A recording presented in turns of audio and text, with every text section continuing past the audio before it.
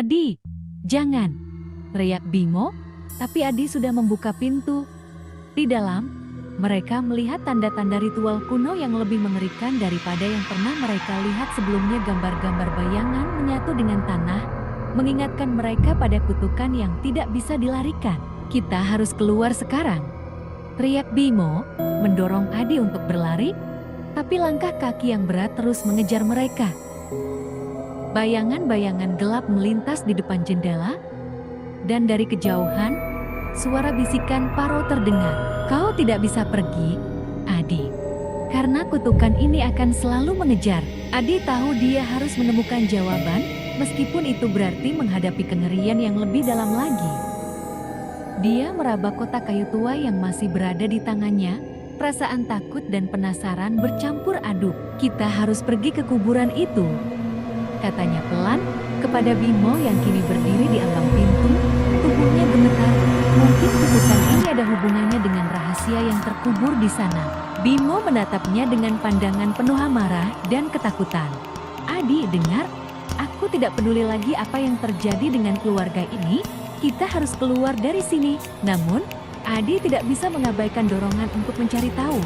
Mereka terus berlari, menghindari bayangan-bayangan yang terus mengikuti mereka. Di setiap langkah, mereka merasa semakin dekat dengan kengerian yang menanti di tanah kuburan di belakang rumah. Tapi mereka tahu, satu-satunya cara untuk bebas adalah menghadapi kutukan yang terungkap sebelum semuanya terlambat. Mereka terus berlari, menghindari bayangan-bayangan yang terus mengikuti mereka. Suara langkah kaki yang berat terdengar semakin dekat, seolah-olah makhluk itu sedang berusaha menangkap mereka. Bimo tampak terguncang, napasnya memburu, sementara Adi masih memegang erat kotak kayu tua di tangannya. Setiap detik terasa seperti berlari di tengah mimpi buruk yang tidak berujung. "Kita harus kembali!" Adi berteriak, suaranya hampir tenggelam oleh derit pintu yang terbuka sendiri dan suara aneh yang keluar dari dalam rumah. "Di dalam rumah ada sesuatu yang kita lewatkan, sesuatu yang bisa memberi kita jawaban." Bimo menatapnya dengan pandangan penuh kecemasan. "Adi, kita harus pergi sebelum makhluk itu menangkap kita. Ini bukan permainan, kita sudah melihat bayangan-bayangan itu. Mereka tidak main-main." Namun, Adi tetap bersikeras. Dia tahu bahwa mereka tidak bisa meninggalkan rumah ini begitu saja tanpa mencoba mencari tahu apa yang sebenarnya terjadi. Ini mungkin satu-satunya kesempatan mereka untuk memahami kutukan keluarga yang mengerikan ini. "Bimo, kita tidak punya pilihan. Kita harus membuka kotak ini. Mungkin di dalamnya ada petunjuk tentang apa yang terjadi di rumah ini dan mengapa pamanku meninggal dengan cara yang mengerikan," kata Adi dengan suara yang penuh tekad. Bimo menggelengkan kepala, menatap kotak itu dengan rasa takut yang dalam. "Tapi Adi, ini bukan tentang mencari tahu lagi, ini tentang keluar hidup-hidup dari sini." Namun, Adi tidak bisa mengabaikan dorongan untuk mencari tahu. Mereka terus berlari, menghindari bayangan-bayangan yang terus mengikuti mereka. Di setiap langkah, mereka merasa semakin dekat dengan kengerian yang menanti di tanah kuburan di belakang rumah. Tapi mereka tahu, satu-satunya cara untuk bebas adalah menghadapi kutukan yang terungkap sebelum semuanya terlambat. Mereka terus berlari, menghindari bayangan-bayangan yang terus mengikuti mereka. Suara langkah kaki yang berat terdengar semakin dekat, seolah-olah makhluk itu sedang berusaha menangkap mereka.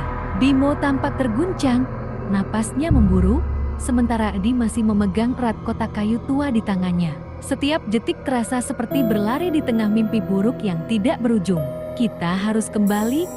Adi berteriak, suaranya hampir tenggelam oleh derit pintu yang terbuka sendiri dan suara aneh yang keluar dari dalam rumah. "Di dalam rumah ada sesuatu yang kita lewatkan, sesuatu yang bisa memberi kita jawaban." Bimo menatapnya dengan pandangan penuh kecemasan. "Adi, kita harus pergi sebelum makhluk itu menangkap kita. Ini bukan permainan, kita sudah melihat bayangan-bayangan itu.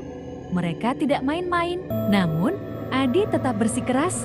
Dia tahu bahwa mereka tidak bisa meninggalkan rumah ini begitu saja tanpa mencoba mencari tahu apa yang sebenarnya terjadi. Ini mungkin satu-satunya kesempatan mereka untuk memahami kutukan keluarga yang mengerikan ini. "Bimo, kita tidak punya pilihan, kita harus membuka kotak ini." Mungkin di dalamnya ada petunjuk tentang apa yang terjadi di rumah ini dan mengapa pamanku meninggal dengan cara yang mengerikan, kata Adi dengan suara yang penuh tekad. Bimo menggelengkan kepala, menatap kotak itu dengan rasa takut yang dalam. Tapi Adi, ini bukan tentang mencari tahu lagi, ini tentang keluar hidup-hidup dari sini. Adi menghela napas dalam-dalam, mencoba menenangkan diri. Aku tahu, Bim.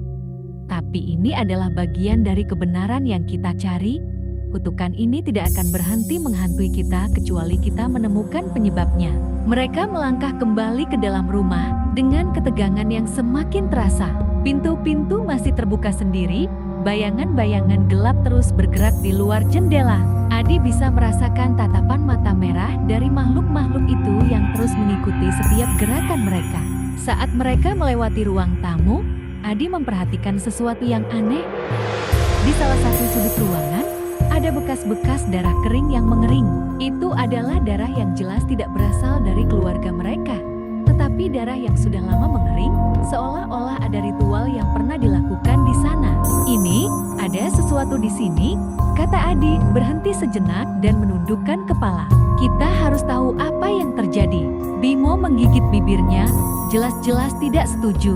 Adi, ini bukan tempat untuk kita cari tahu. Ini adalah tempat di mana mereka membuat perjanjian dengan sesuatu yang jahat. Adi tidak peduli. Dia terus berjalan, memimpin Bimo menuju kamar di ujung koridor kamar yang awalnya penuh dengan banyak ritual kuno yang mereka temukan.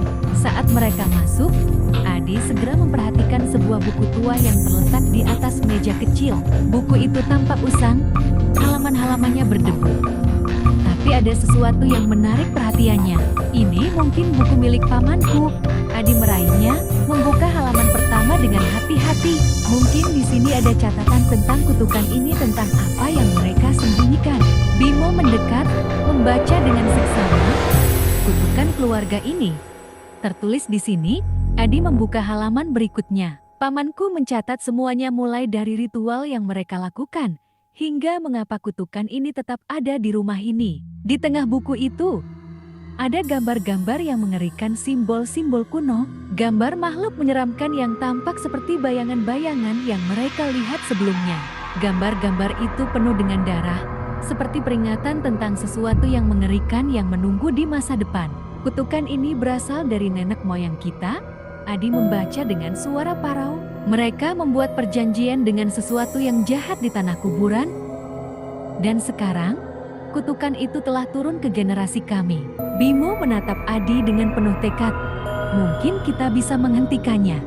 Adi, tapi kita harus kembali ke kuburan. Mungkin di sana kita bisa menemukan sesuatu yang menghancurkan kutukan ini selamanya. Bimo, kita harus segera pergi. Adi menatap sahabatnya dengan mata penuh tekad. Kita harus mengungkap kebenaran ini sebelum makhluk-makhluk itu menghentikan kita. Suara langkah kaki semakin dekat. Mereka bisa mendengar suara derap makhluk besar yang bergerak di koridor. Bayangan-bayangan gelap mulai muncul dari setiap sudut rumah. Tampaknya semakin marah karena mereka mengusik kediaman mereka. Kita tidak punya waktu banyak. Bimo berbisik, cepat, Adi. Kita harus pergi ke kuburan sekarang juga. Adi mengangguk, memegang kotak kayu erat-erat di tangan. Mereka tahu bahwa untuk menyelesaikan kutukan ini, mereka harus menghadapi bayangan-bayangan itu di tempat asalnya, kuburan misterius di halaman belakang.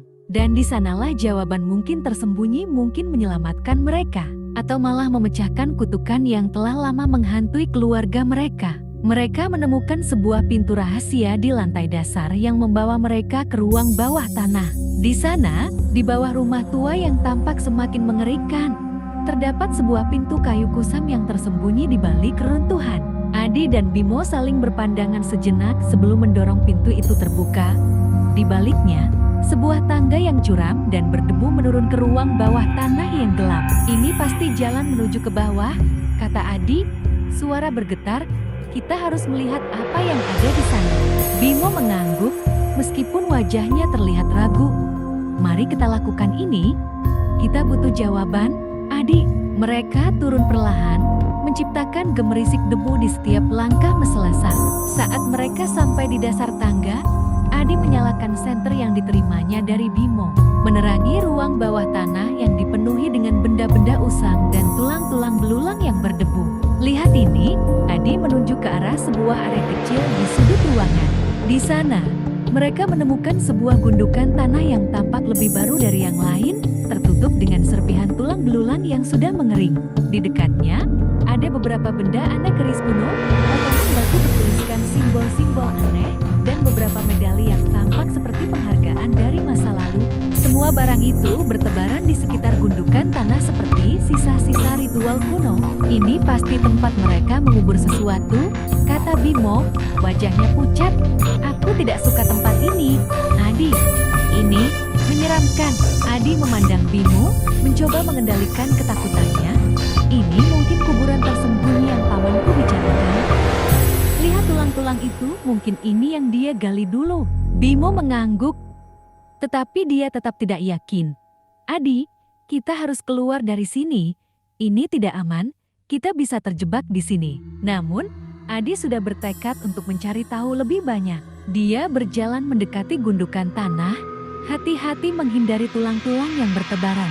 Dengan cermat, dia membersihkan tanah di atas gundukan itu dan menemukan kotak kayu tua yang sama seperti yang dia temukan di kuburan di halaman belakang. Ini sama, Adi meraihnya dengan tangan gemetar. Ini pasti kotak yang pernah pamanku coba kubur. Bimo mendekat, menatap kotak itu dengan cemas. Lalu apa yang ada di dalamnya? Adi membuka kotak itu dengan hati-hati. Di dalamnya, ada beberapa gulungan kertas kuno yang terbungkus lilin, serta benda-benda kecil yang tampaknya berasal dari zaman dulu sutas kalung dengan berlian hitam, dan beberapa benda yang tampak seperti jimat-jimat mistis. Namun, yang paling mengejutkan adalah sebuah buku tua yang berisi catatan-catatan pribadi dari pamannya, catatan yang menceritakan tentang rahasia kutukan keluarga. Ini dia. Adi membuka halaman pertama buku itu. Pamanku mencatat semuanya di sini, mulai dari kutukan yang menghantui keluarga kita hingga perjanjian dengan makhluk jahat yang terkubur di kuburan ini. Bimo memperhatikan dengan seksama. Kutukan ini, apa maksudnya? Adi, kenapa keluarga kita terus dihantui? Adi memandangi Bimo dengan mata yang penuh pengetahuan. Kutukan ini adalah warisan dari leluhur kita, perjanjian yang dibuat oleh nenek moyang untuk kekuasaan. Tapi dengan harga yang sangat tinggi, makhluk-makhluk ini, mereka terus mengikuti keluarga kita karena kita adalah keturunan yang menanggung dosa-dosa masa lalu. Suasana di sekitar mereka terasa semakin mencekam. Aura gelap menyelimuti ruangan bawah tanah, dan mereka bisa merasakan hawa dingin yang menghempas kulit mereka.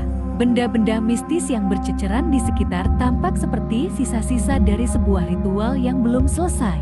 Bimo menggigit bibirnya. Jati, apakah kita harus menghentikan ini? Mematahkan kutukan ini? Adi mengangguk tegas. Kita harus menemukan cara untuk menghentikannya. Kita harus mencari tahu bagaimana pamanku melawan mereka. Mungkin ada cara untuk mematahkan perjanjian yang dibuat dengan makhluk jahat ini. Mereka kembali memeriksa buku itu, berharap menemukan petunjuk lebih lanjut. Tapi sebelum mereka sempat mempelajari lebih dalam, suara gemerisik dari ujung ruangan bawah tanah mengejutkan mereka. Dari dalam kegelapan, bayangan-bayangan mulai bergerak mendekat, bayangan yang tidak terlihat jelas, tapi terasa seperti kehadiran yang mengancam. Kita harus keluar dari sini, seru Bimo. Suara paniknya memecah kesunyian. Adi, cepat. Namun, Adi menahan sahabatnya. Tidak, Bim. Kita harus tinggal untuk mencari tahu. Ini satu-satunya cara kita bisa menghentikan mereka dengan memahami kutukan ini. Bayangan-bayangan itu semakin mendekat. Adi tahu bahwa mereka tidak bisa melarikan diri dari rumah ini selagi rahasia kutukan ini belum terungkap. Dia merasakan dorongan kuat untuk mengungkap kebenaran, meskipun itu berarti menghadapi kengerian yang lebih dalam lagi. Kini, tidak ada jalan mundur, hanya maju, menuju jawaban yang tersembunyi di dalam kuburan tersembunyi di bawah rumah tua ini. Mereka menatap satu sama lain, nafas terengah-engah. Ketika bayangan-bayangan itu bergerak semakin dekat, ruang bawah tanah yang gelap terasa semakin menekan, mengisyaratkan bahwa mereka tidak bisa lagi mengabaikan bahaya yang mendekat. Adi tahu bahwa mereka harus mengambil risiko untuk menghentikan kutukan ini. Kita tidak bisa lari. Bimo, kata Adi dengan suara tegas, Meski gemetar di bibirnya tak bisa disembunyikan. Kita harus menghadapi ini. Kita harus menemukan cara untuk mematahkan perjanjian dengan makhluk jahat ini. Bimo menatap sahabatnya dengan pandangan yang campur aduk antara ketakutan dan tekad. Tapi bagaimana? Adi, kita sudah mengubur banyak rahasia keluarga kutukan yang menyelimuti kita. Ini bukan permainan lagi.